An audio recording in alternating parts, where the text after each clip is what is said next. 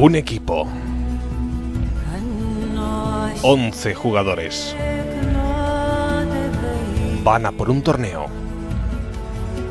Solo tienen que saber que los buenos jugadores ganan partidos,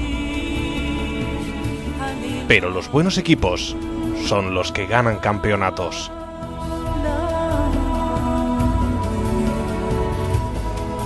Por muy duro que sea el rival, no hay que bajar la cabeza nunca, sino mirar hacia adelante y decir que los obstáculos son una oportunidad para crecer y para superarlos. Hay que trabajar en equipo y entrenar duro. Cuando entrenas, todo te duele, pero cuando ganas, dices: ha valido la pena. La victoria no consiste en no caer nunca, sino en levantarte cada vez que te caes.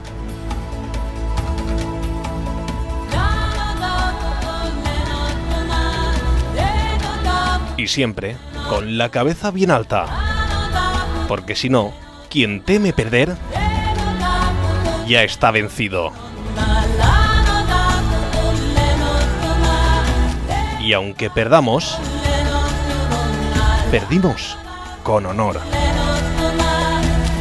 Y demostrar que el fracaso es una oportunidad de mejorar en las cosas en las que hemos fallado.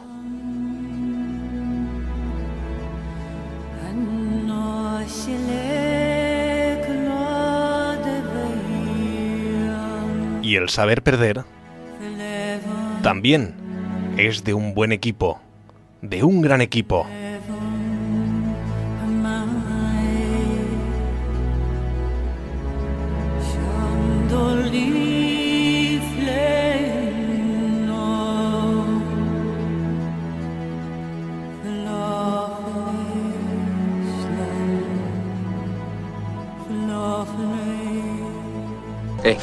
Nunca dejes que nadie te diga que no puedes hacer algo. Ni siquiera yo. ¿Vale? Vale. Si tienes un sueño, tienes que protegerlo.